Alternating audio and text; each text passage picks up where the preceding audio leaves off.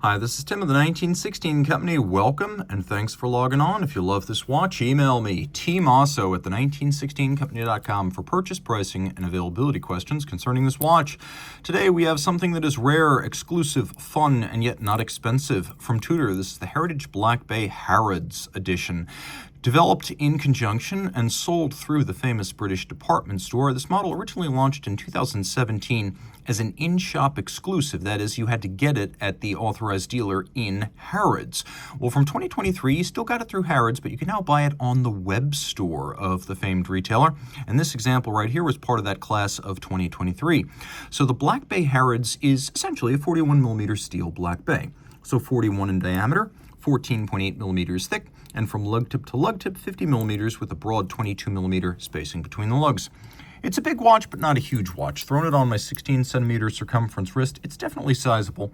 I'd recommend you have a wrist of 15 centimeters circumference or larger to wear this well. You can see I'm sort of borderline for it, but I think I've got a little bit of clearance on each side of the wrist. In profile, it's definitely thicker than most of the divers from sister company Rolex, but you're going to find there's no problem fitting a jacket cuff, even a formal jacket cuff, over this watch. The timepiece feels solid, and I have to be honest, 20 years ago, we were only just getting used to the idea that a Rolex could feel this robust. So the fact that a Tudor now feels as redoubtable as something costing twice as much or more, I'm deeply impressed. Now, of course, we have these kind of odd skeuomorphic faux rivets reminding us that not only did Rolex and Tudor once share cases, but they also shared bracelets of the same fabrication. Important to note here that it is fundamentally a conventional bracelet, so we have screws fixing removable links. You're not going to have to do anything funky. Of course, all solid links here, with the exception of the end link, which is pivoted. I actually find that's to the advantage of ergonomics, since the lug-to-lug is the true measurement. We don't have the solid end link flare that comes with a Rolex. We have a step down in profile, so a little step down in the width of the links, moving down to the clasp, which is simple but nicely detailed. You can see it's polished internally.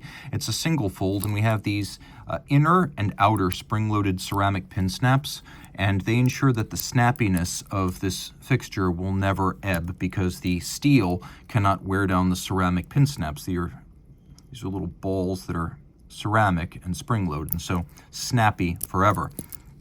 We also have these mounting points inside the clasp, so you can actually use your strap tool to dismount the spring bar and change the anchoring point to fine-tune the fit.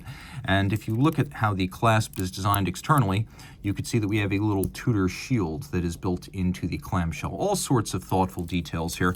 An odd feature of these in-house caliber Tudors, and we've had them now for a decade, but we have the older rose-style logo, which was discontinued probably mid-1968, and then the subsequent shield logo, but we have both of them. You can see that the stem tube assembly here is actually black-coated on the Heritage Black base. It's usually colored in some way. A discreet black is well appreciated. We also have machine-applied bevels, but they are nostalgic and appreciated, reminding us that back when Rolex and Tudor did share cases, they also shared hand beveling on those cases.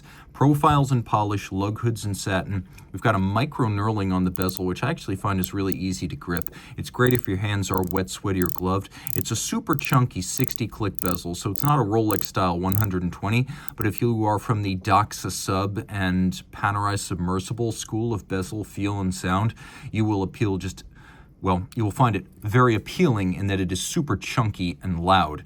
Now we have a sapphire that looks as though it might be a plexi because the particular camber and thickness of it creates that off-axis distortion. The bezel is unidirectional. Of course, you can shorten the dive but not extend it. Now we have a little bit of a fauxtina warmth in the coloration of the hands and the indices.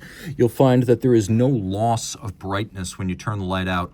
We have those Tudor snowflake submariner style hands, reminding us of the late 60s through mid 70s Tudor snowflake submariners, but also note that the second sand is loomed. Not every dive watch has that, but I feel that they should, because it's important to know in the dark if your diver is running. Bezels are great on dive watches. I find they're easier to read than chronographs and handier than chronographs, and they don't have the downstream high service costs of chronographs. Anodized aluminum bezel insert, that's part and parcel to the Black Bay aesthetic. It's designed for a vintage look versus a ceramic piece. Of course, the bezel insert, the varnished tip of the second hand, and then the depth rating on the dial, all Harrods green. We have a vintage chapter ring style minutes and seconds track, and although it's designed for a vintage look, we don't have all applique indices rather than printed features. The dial is matte black. That's another vintage cue, and there's no date. We do have hacking seconds, so you can set the watch precisely to a reference time. Inside the case, we have Tudor caliber MT5602, which is a automatic winding, 70-hour power reserve, chronometer certified manufacturer movement created by Tudor's Kinesi manufacturer. You can see on the reverse side, it is a individually numbered Harrods special edition with the logo of the Harrods department store right on there. Now inside, a few more details on this movement we've got. The movement is automatic winding, 70-hour power reserve, features stop seconds, a 4 hertz beat rate. It's a 25 joule movement that is large, 31.8 millimeters, so it's properly sized for a big watch, which I always like to see. 5-position adjusted, chronometer certified. It's got a full balance bridge and a free-sprung balance for shock resistance, and then an anti-magnetic silicone hairspring for durability in the world of high-powered home and office electronics. A little piece of Britain and Switzerland on your wrist. That is the premise of the Black Bay Harrods edition.